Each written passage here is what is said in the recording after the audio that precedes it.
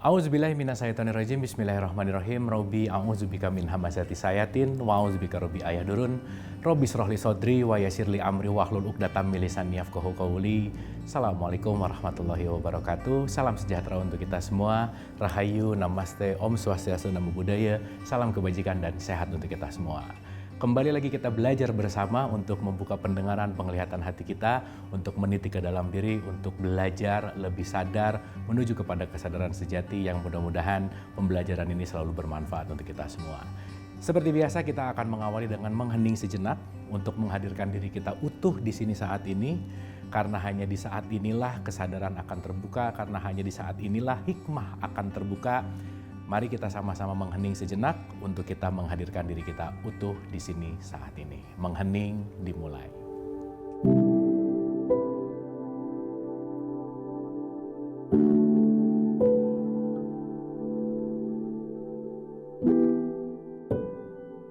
Selesai, terima kasih.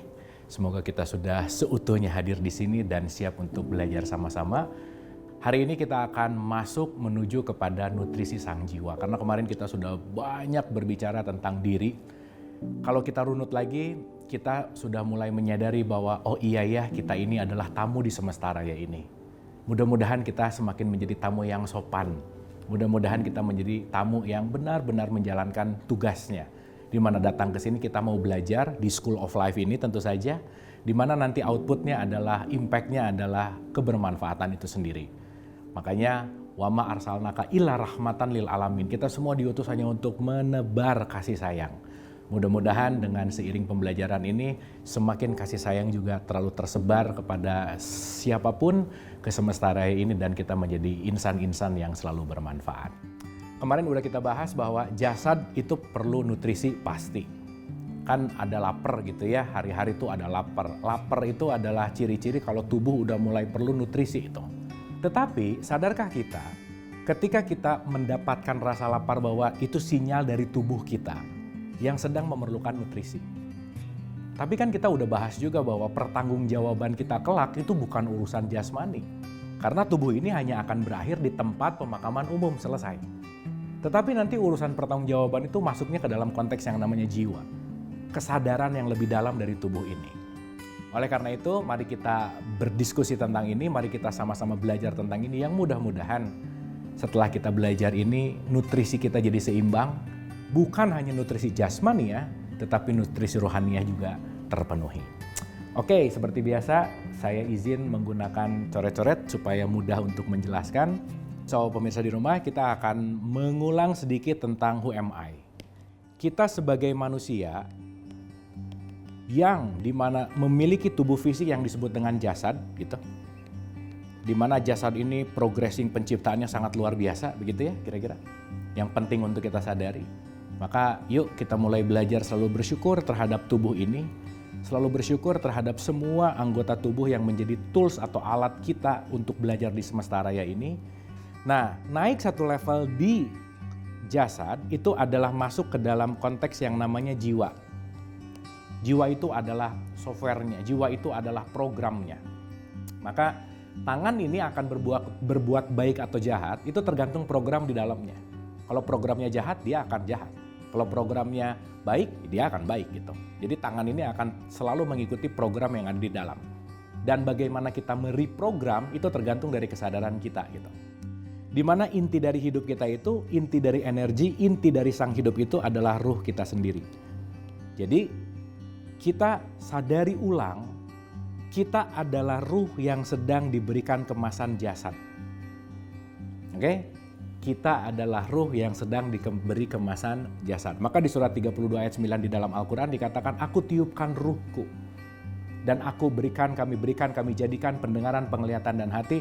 Tapi sayangnya sedikit dari kamu yang bersyukur. Jadi ternyata ya Quran udah ngasih tahu tuh informasi bahwa yang bersyukur tuh gak banyak gitu. Maka mudah-mudahan kita yang menyaksikan ini, kita yang terus mau belajar termasuk kepada yang sedikit, yang selalu mau untuk bersyukur. Dalam konteks kehidupan kita, kita ini datang ke sini diberikan dalam tanda petik adalah tugas. Oke, ada tugas tuh.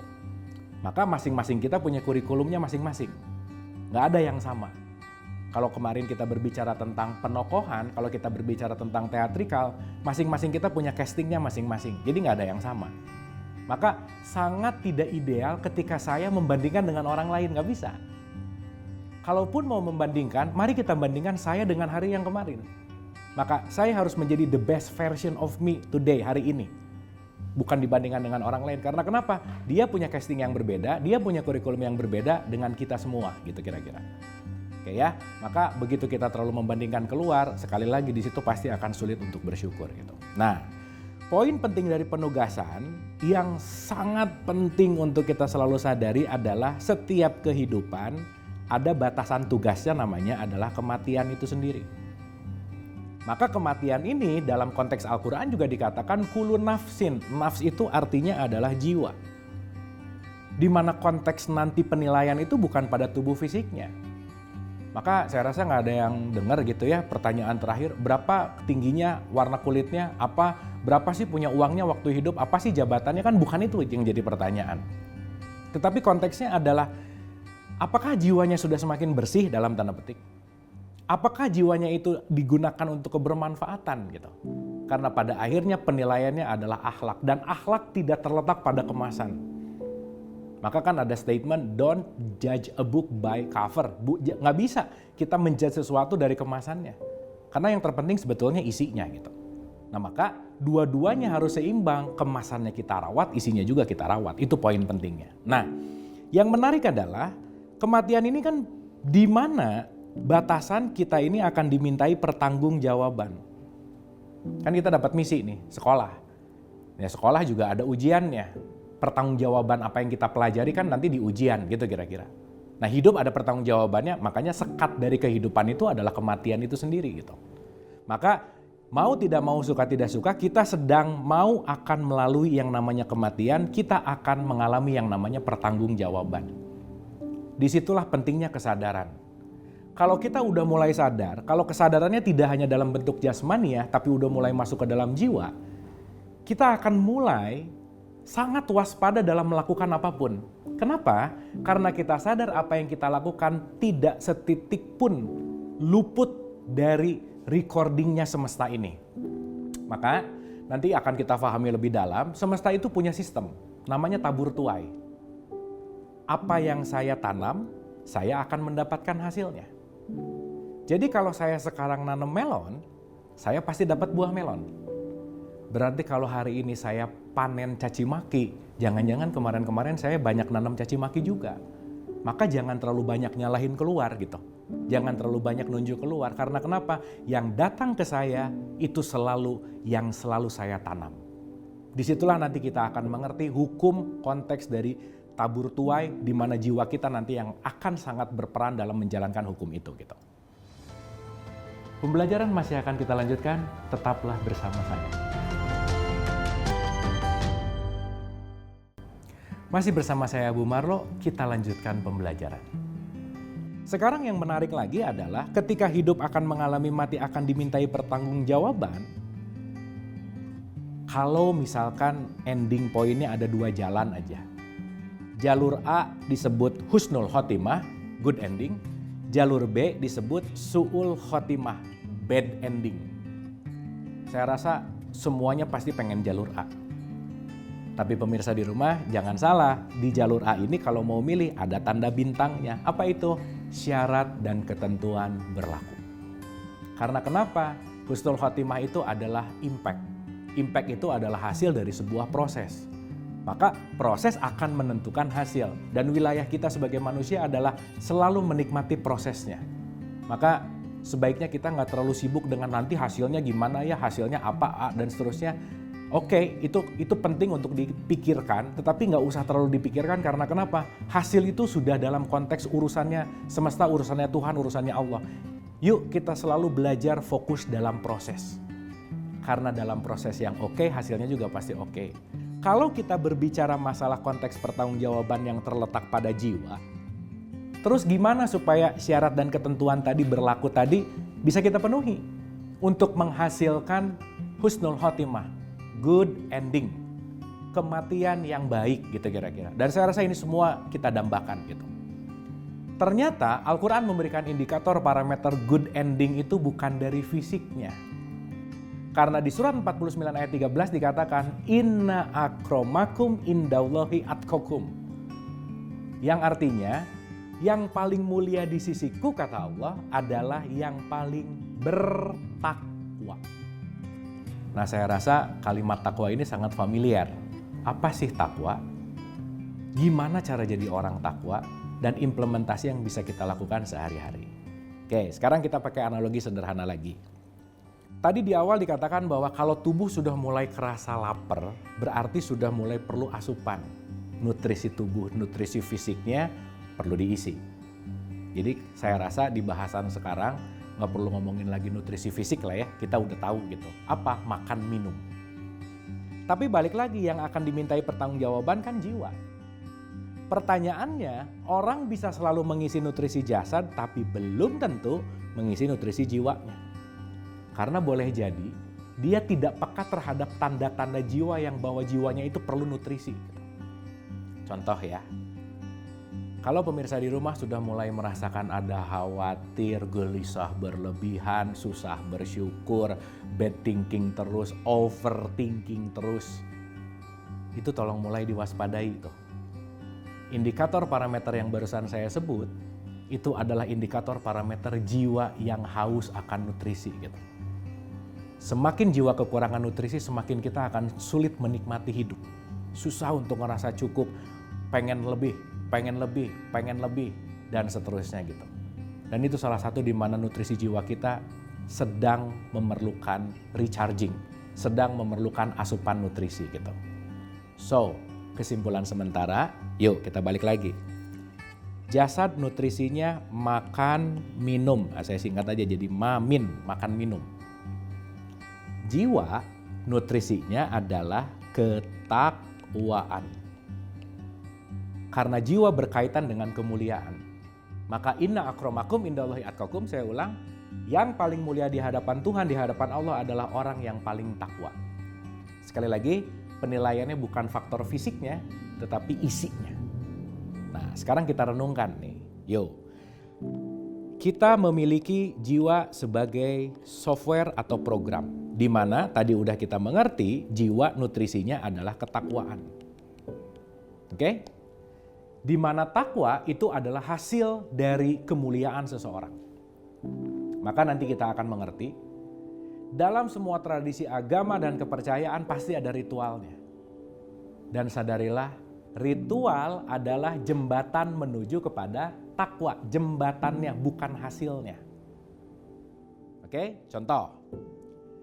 Ketika saya hanya menjalankan ritual secara jasmani, jasad saya aja nih yang sedang melakukan ritual. Tapi apakah jiwanya terhubung? Belum tentu. Sebagai gambaran singkat, ada orang yang lagi sholat misalkan. Sholat bisa hanya menggerakkan jasad tetapi jiwanya nggak sambung kepada Sang Maha, kepada Allah gitu kira-kira.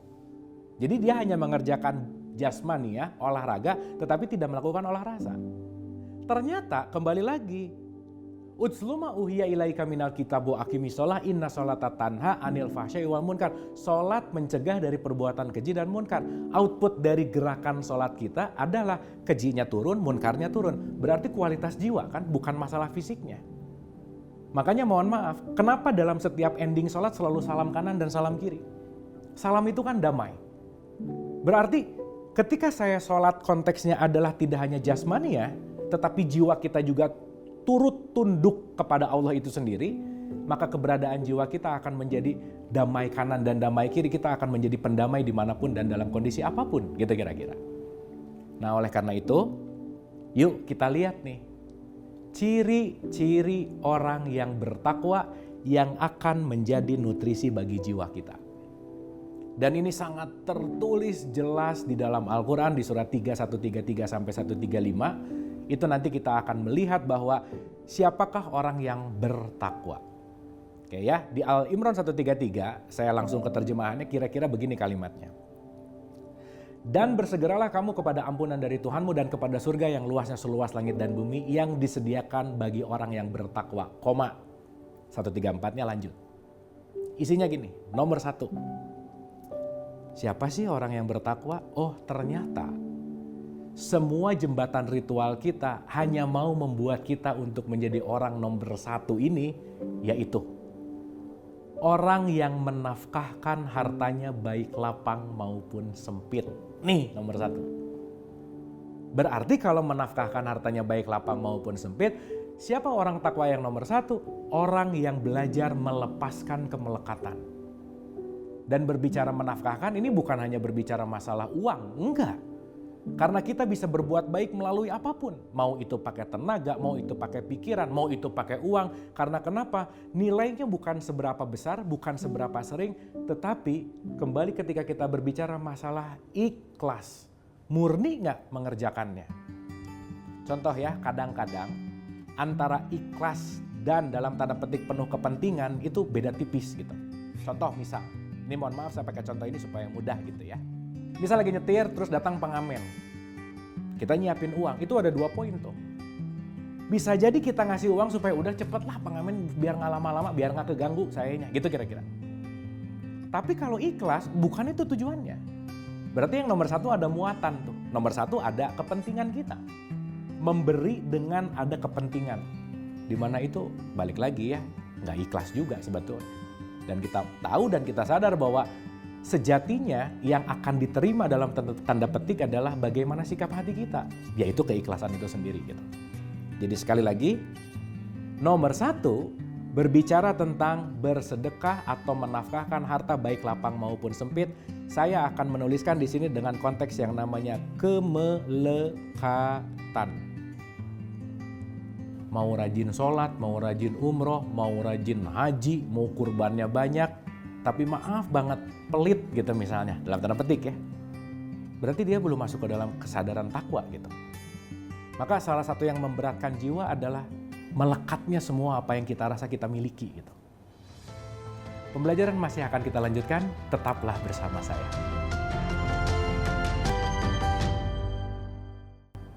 Masih bersama saya Abu Marlo, kita lanjutkan pembelajaran. Yang kedua, di Ali Imran 134 tadi itu dikatakan, siapa orang yang bertakwa? Orang yang pandai menahan amarah. Nah, ini nomor 2 nih. Pandai menahan amarah.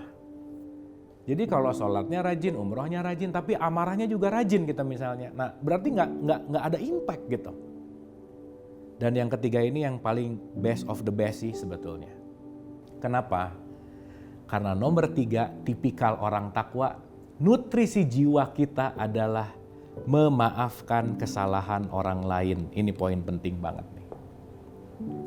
Jadi kalau banyak khawatir, jangan-jangan masih banyak yang belum dimaafin tuh.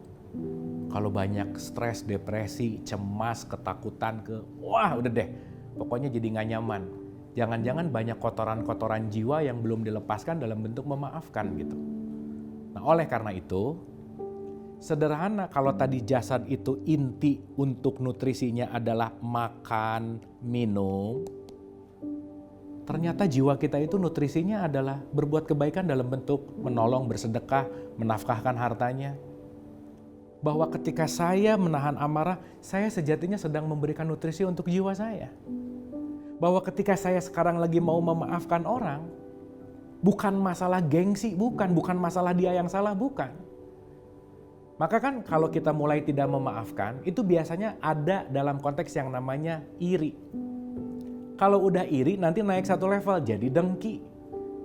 Dan yang paling bahaya kalau udah masuk ke level yang paling stadium 4 itu namanya dendam.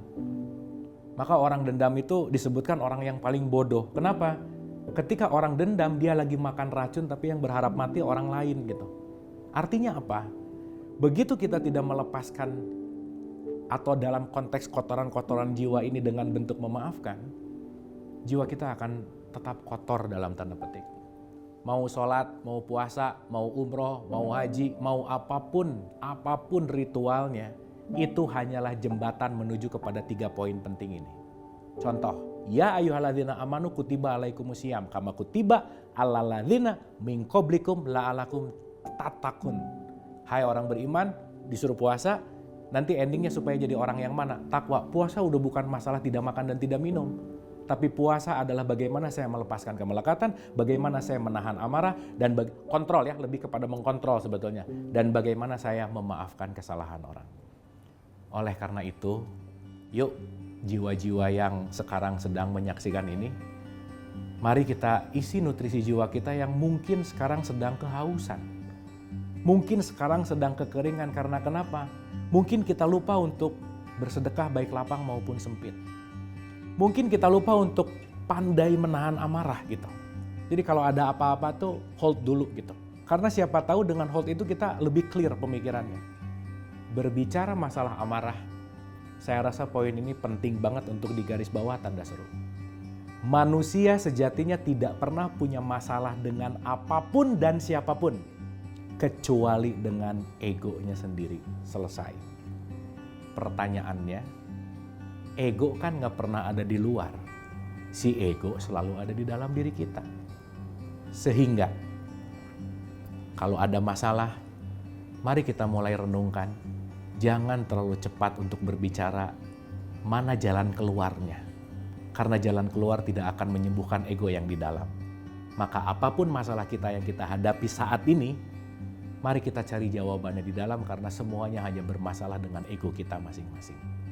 Maka yang kedua, ciri-ciri dari ketakwaan adalah bagaimana selalu pandai dalam kontrol amarah itu sendiri. Dan pemirsa di rumah, yuk yang hari ini masih ada sangkutan gitu, yang masih ada rasa-rasa tersimpan untuk susah memaafkan, susah bagaimana untuk ya balik lagi ya atas gengsi bahwa dan seterusnya deh. Sadarilah bahwa ketika kita masih menyimpan hal-hal yang belum dimaafkan, sejatinya kita sedang membuat jiwa kita juga kotor. Berat banget hidup kita karena kita susah untuk melepaskan. Mudah-mudahan dengan kita menyadari nutrisi jiwa kita nggak hanya fokus dengan laparnya fisik, tapi mudah-mudahan juga kita mulai fokus dengan laparnya sang jiwa. Oleh karena itu sekali lagi, 3 poin penting ini mohon jangan dilupakan, mari kita drop di pikiran dan hati kita. Jadilah orang yang selalu mampu bersedekah, mau bersedekah, dan senantiasa ingin menafkahkan hartanya baik lapang maupun sempit. Yang kedua, yuk kita kontrol ego kita. Sekali lagi, semua problem itu datang dari ego, di mana ego inilah ada di dalam diri kita, di mana ke dalamlah semua sumber jawaban. Mari kita mulai list lagi nih, siapa tahu hari ini ada yang belum dimaafkan, 5 tahun yang lalu belum dimaafkan, 10 tahun yang lalu belum dimaafkan. Semakin lama untuk tidak memaafkan, bebannya semakin berat banget. Mudah-mudahan kita bisa memaafkan. Pemirsa, itulah yang bisa kita diskusikan hari ini tentang ketakwaan dan nutrisi jiwa. Mudah-mudahan takwa bukan hanya menjadi teori, tetapi mari kita jadikan takwa sebagai lifestyle, sebagai kesadaran, sebagai perilaku untuk selalu memberikan nutrisi jiwa kita agar kita menjadi jiwa-jiwa yang tenang. Terima kasih, mohon maaf lahir dan batin. Wabillahi taufiq wal hidayah. Assalamualaikum warahmatullahi wabarakatuh.